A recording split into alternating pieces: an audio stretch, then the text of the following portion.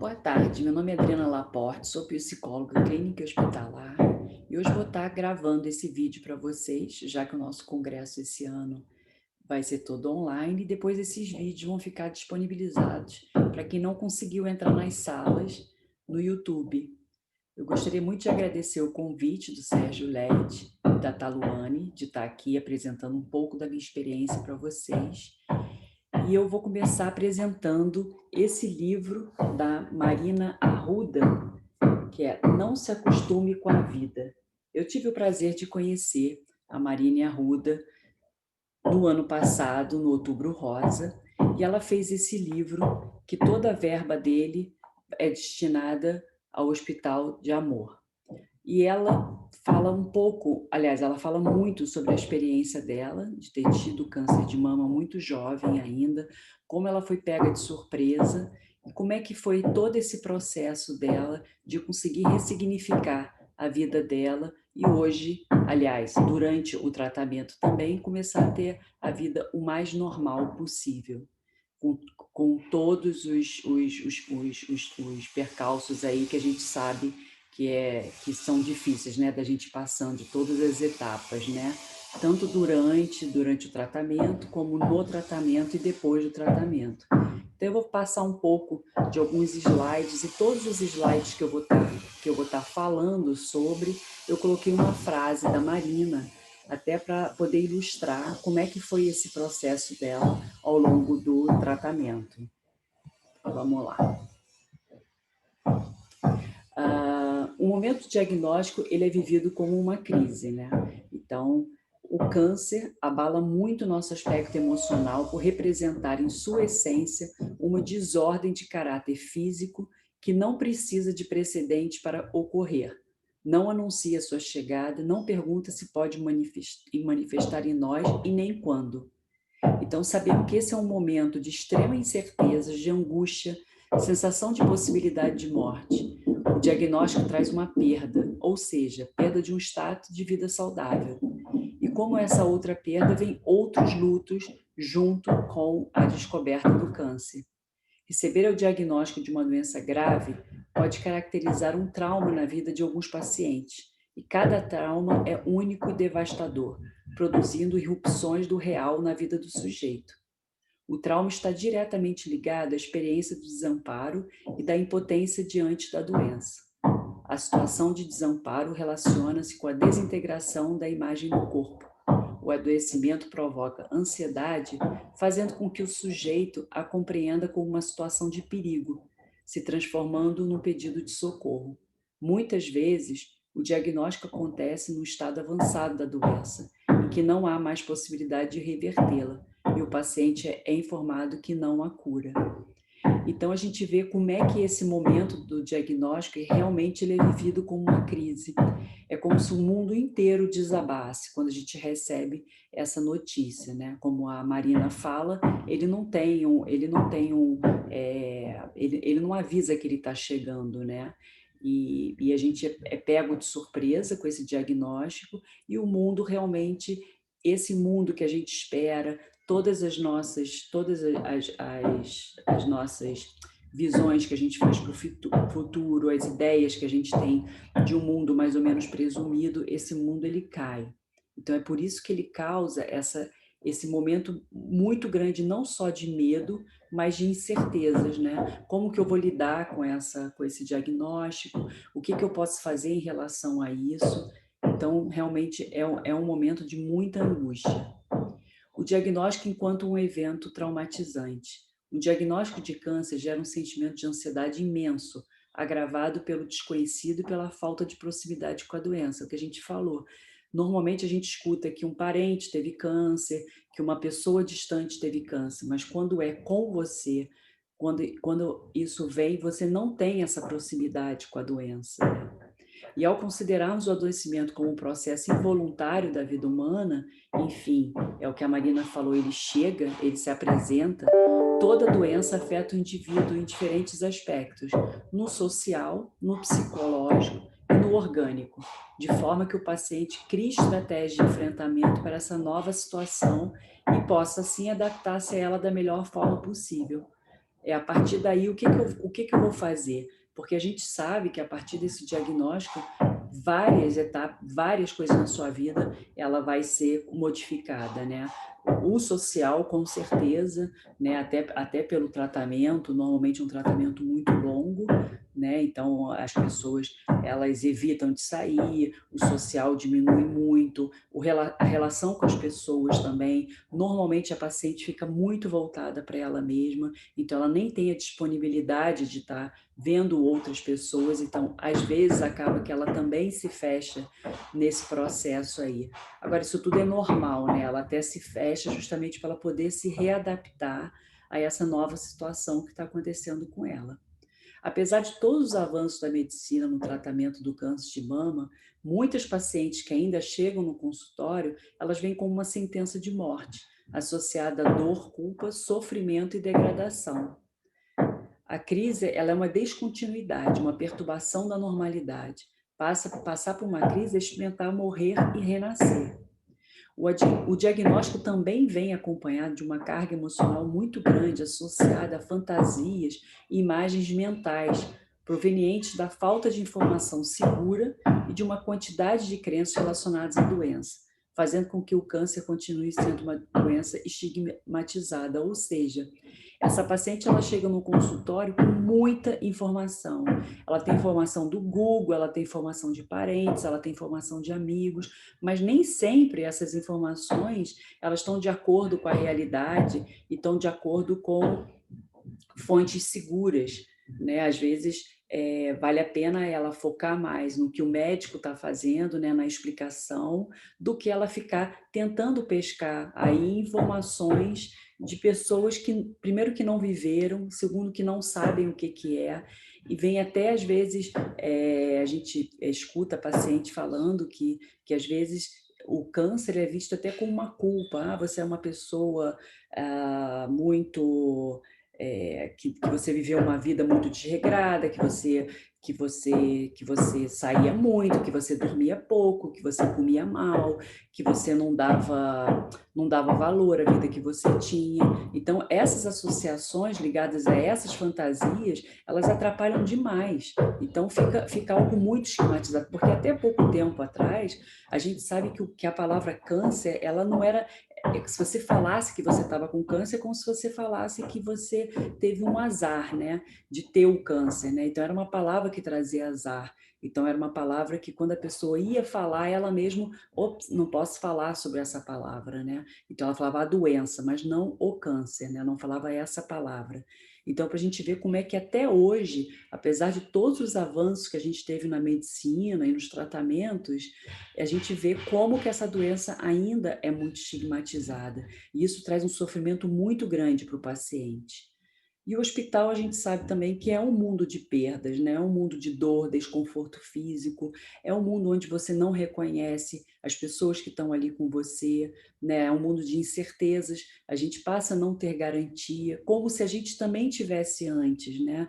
O que eu acho interessante é que a gente nunca tem garantia, né? A gente acha que a gente pode controlar a nossa vida mais ou menos assim dentro de um quadradinho, né? Que a gente sabe que a gente vai sair hoje para trabalhar, que no final do dia a gente vai estar voltando para casa, a gente vai estar encontrando os nossos parentes, nossos filhos. Então, assim, a gente tenta controlar ao máximo a nossa vida para que a gente possa dar conta dela. E quando a gente está num lugar que a gente não reconhece, né, que é o lugar da doença, e que a gente também tem contato com outros doentes, traz muita incerteza, né? E uma falta de estabilidade sem saber o que vai acontecer comigo depois. Então, isso vem muito acompanhado com esse evento traumatizante que realmente é a descoberta da doença, né? Fora que o câncer de mama, a gente sabe que tem um simbolismo aí, o seio da mulher tem um simbolismo, né? Então, mais uma frase da Marina: passei por uma cirurgia extremamente invasiva e que me modificou para sempre. Carrego as cicatrizes no corpo e na alma. Então, a gente acaba carregando a cicatriz, não só a cicatriz da alma, né, que é a gente passar por isso tudo, para a gente começar a entender o que está acontecendo no nosso corpo, mas realmente De fato, isso acontece no corpo, a cicatriz no corpo, que normalmente a gente fica com essas cicatrizes aparentes no corpo, né? Lembrando que a gente teve uma doença e que essa doença trouxe aí um sofrimento muito grande, né? Então, no câncer de mama, a mulher se depara, além da própria enfermidade, que seria o próprio câncer, né? A iminência da perda de um órgão altamente investido de representações. Em todas as culturas, o seio feminino é símbolo de feminilidade, seja quando ela evoca na mulher como fonte de vida e alimento, ou quando prazer e aconchego e afeto.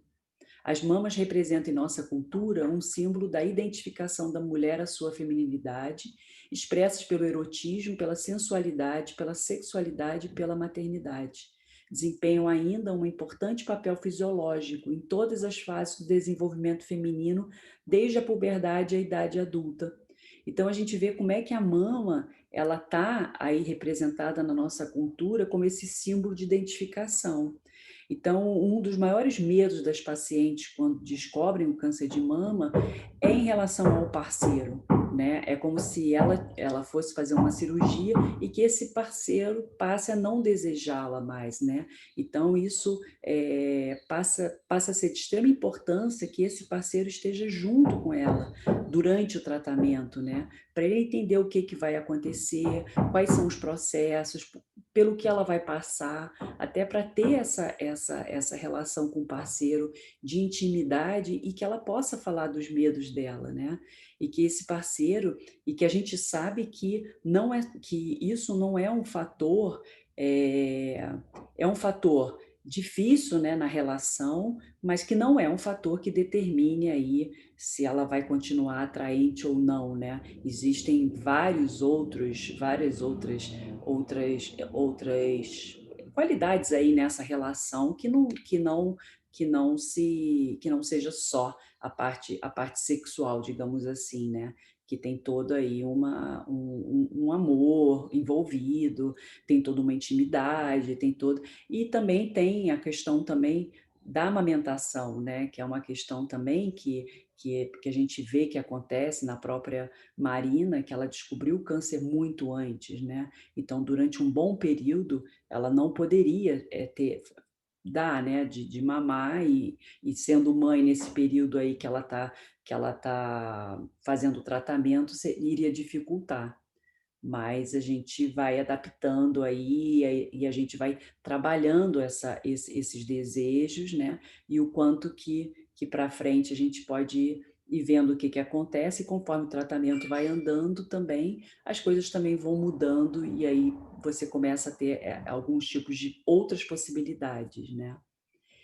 Outra coisa que a gente vê muito também no consultório é a importância da adesão ao tratamento. Então, por mais caótica que seja a situação, por mais desestruturada que estejamos, é fundamental buscarmos meios para nos organizarmos em prol da nossa própria recuperação. Recursos que nos possibilitem encarar cada estágio desse processo de transformação com o máximo de discernimento e otimismo possível. Eu sei o quanto que é difícil, né? A Marina alcançou com a ajuda, né, com a ajuda da família, com a ajuda da psicologia, dos médicos, enfim, ela teve toda uma rede de apoio, né? Mas a gente sabe que a adesão, ela é esse processo aí multifatorial, né? E ela é influenciada por diversos fatores, né? Um deles seria o fator socioeconômico, né? Característica com idade, etnia, escolaridade. A pobreza e os custos altos dos transportes e medicação geralmente atrapalham nessa adesão ao tratamento. Eu me lembro de uma paciente que eu tive, que na verdade não era nem ela que tinha o câncer, mas o filho dela, que era um bebê, tinha leucemia, e na época ela morava em Angra, e ela tinha que vir de Angra para fazer o tratamento, né, no hospital. E ela tinha muita dificuldade porque ela ficava com muita vergonha de comunicar à médica que ela não tinha condições financeiras de estar trazendo o bebê, então ela faltava muito na quimioterapia, né? Então, toda vez que ela voltava ao hospital, novamente, os médicos falavam: "Poxa, mas você não traz o bebê, assim fica difícil, a gente já está perdendo, a gente não pode perder tempo", enfim. Mas eram questões relacionadas à dificuldade que ela tinha de chegar ao hospital. E ela, na verdade, ela nem sabia que ela tinha, que ela podia pedir, né, por lei, o transporte gratuito para a criança e para ela, nesse caso, né. Então é fundamental também ter essa conversa, principalmente em hospital público, né, que não seja nos hospitais privados, e que a gente possa também estar fazendo esse trabalho como psicóloga de estar orientando esses pais ou a própria pessoa que tá fazendo o tratamento no hospital, que ela tem alguns direitos aí por lei, e de estar adquirindo e que ela possa ter uma facilidade maior de ir e vir para fazer esse tratamento, né. Então que a assistente social também fique mais próxima desses pacientes, né, para que possa estar orientando. Porque na verdade nesse hospital que eu trabalhava no Rio, a assistente social ficava fora numa casinha fora, então a mãe já chega cansada, chega 4 horas da manhã, ela espera numa fila para ser atendida, ela sai de lá 6, 7 horas depois. Quando sai, porque às vezes já vai até ali pensando que talvez não saia, né, dependendo da situação, e a gente precisa desse apoio aí de toda a equipe, né, para que a gente possa estar ajudando ao doente ou a mãe que está levando, né, a paciente, que ela possa entender que existe aí uma condição aí que ela possa estar adquirindo aí para estar ajudando nessa adesão ao processo, né. Como a gente também está tendo um aumento muito grande, né, da população idosa, também aumenta a não adesão ao tratamento, né, porque a gente vê o quanto que a mulher, né, quando está fazendo tratamento de mama também, dependendo se ela tem demência, déficit de memória, então tem a parte da medicação que tem que tomar no horário certo, dependendo do estágio que ela está e do tratamento que ela está, a gente vê que esse é um fator complicado também a adesão, né. E tem os fatores também relacionados à doença, né? As crenças que os pacientes têm em relação à sua saúde e à sua doença. Hábitos de vida, expectativas em relação ao tratamento, os recursos emocionais também são grandes fatores importantes para essa adesão, né? Então a pessoa, às vezes, ela desiste no meio do tratamento, né? Ela, por conta justamente do emocional dela, achando que ela não vai aguentar, por uma falta aí de suporte, com expectativas em relação ao tratamento, será que vai ser pior fazer esse tratamento? Será que vai ser melhor? Então, mais uma vez aí, essa adesão, a gente sabe que faz parte aí de um tratamento também multiprofissional, né? Um tratamento que todos os profissionais de saúde eles têm que estar alinhados aí para estar ajudando a adesão a esse tratamento, né? Tem os fatores também relacionados ao tratamento, que seriam medicamentos, tratamentos invasivos, duração, né? A gente sabe que isso tudo aí é um fator também complicado aí para essa adesão, né? Então é uma coisa que tem que ser muito bem explicada, né? Todo o tratamento, tudo que vai acontecer com o paciente precisa ser claro, precisa ser explicado pela equipe médica, para que ele possa saber exatamente quais são as fases desse tratamento que ele está passando, né? E quanto maior a adesão ao tratamento, a gente sabe que há uma sobrevida, né? Muito maior as chances de sobrevida, a melhoria da qualidade de vida e menos internações, né? Porque às vezes o paciente também deixa de fazer a medicação e acaba sendo internado aí por questões da própria saúde, né? E aí acaba complicando. Vamos falar agora um pouquinho sobre o papel, né, da psicologia e no tratamento e no suporte do câncer de mama, né? Bem, de antemão, eu posso dizer que o psicólogo ele tem que ter um olhar além do diagnóstico, né?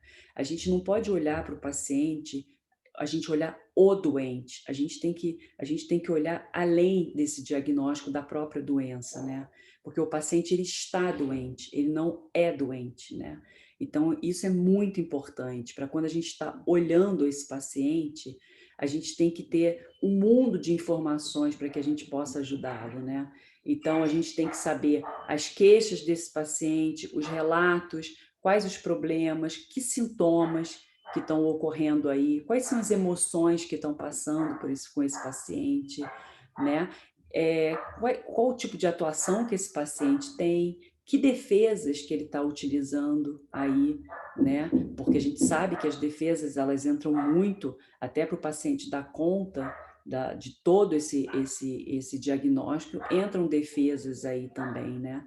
Então a gente precisa entender muito bem a sua história de vida, quais os seus projetos, quais as suas desesperanças e esperanças, dores físicas e psíquicas.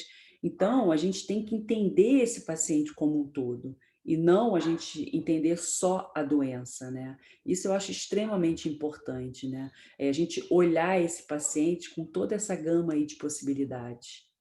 Então, é extremamente importante esse trabalho multidisciplinar, né?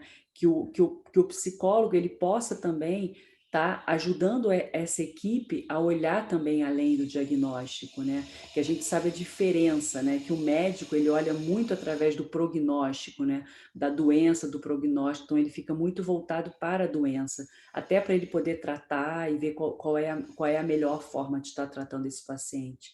Então a gente tem que respeitar muito esse momento do paciente e esse olhar aí para esse diagnóstico, né? A gente precisa também encorajar a expressão desses sentimentos, dando vazão às incertezas quanto ao futuro e às preocupações existentes, né? Então, assim, o que que esse paciente tá sentindo, né? Tem que deixar vir essa expressão aí de sentimentos, né? E que a gente dê essa vazão para tantas incertezas que estão acontecendo com ele, né? Desenvolver uma escuta ativa de acolhimento, né? Abrindo a possibilidade do paciente falar sobre seus medos, suas histórias, seu funcionamento antes do diagnóstico, seus planos e projetos de vida. Então, é importante também a gente ver esse funcionamento antes do diagnóstico, porque senão, se a gente pega só depois do diagnóstico, a gente vê que, vamos supor que o paciente seja uma pessoa mais insegura. Ela já era antes do diagnóstico. Então, isso não faz parte só por causa do diagnóstico, só porque teve um diagnóstico da doença. É óbvio que isso vai acarretar outros medos, mas para a gente conhecer um pouco dessa vida desse paciente antes diagnóstico também, né? E os seus planos e projetos de vida, porque tanto os planos como os projetos de vida, eles são essenciais no paciente. Eles precisam continuar tendo, né, esse plano e esses projetos de vida. E é óbvio que eles vão continuar a ter, né? Só que a gente precisa ver assim até que ponto que esses planos eles podem estar sendo feitos agora, o quanto tempo que a gente precisa esperar para esses planos aí acontecer, a gente voltar a esses projetos de vida durante o tratamento, né? Às vezes são pacientes que estão estudando, que estão na faculdade, não quer dizer que eles não vão finalizar essa faculdade ou esse estudo, mas que no momento talvez ele tenha que estar mais direcionado aí para as forças para esse tratamento e depois ele poder ir retomando aos pouquinhos esses planos e esses projetos de vida. Então, é buscar junto com o paciente um novo significado para essa vida, né? Trabalhar os seus lutos anteriores, né? É, Na verdade, são lutos que a gente tem durante a vida, que todos nós temos, não é um paciente do câncer que tem os lutos, né? Os lutos seriam, hoje a gente sabe que os lutos não é só por morte, né? Não é por morte de um parente, a gente tem outros lutos que a gente chama até de lutos não reconhecidos, que são lutos que a gente tem durante a vida, né? É o luto de uma separação, é o luto da perda de um emprego, é o luto de uma amiga que a gente gosta muito, que vai morar fora. Então a gente tem pequenos lutos, né? E que a gente sabe e que esses lutos vão sendo ao longo da nossa vida, né? E ele voltado também para o tratamento, né? Esses lutos que o paciente vai tendo durante e depois desse tratamento, né? Que são esses lutos aí, às vezes um luto até pela a perda da própria vida, a perda da saúde, a perda do convívio social, né? A perda do convívio com a família, dependendo do tipo de tratamento que ele está fazendo e se tiver uma internação aí. Então, a gente sabe que esses lutos precisam ser tratados, né? De uma forma bem próxima. Puta que pariu! Ô, Ju!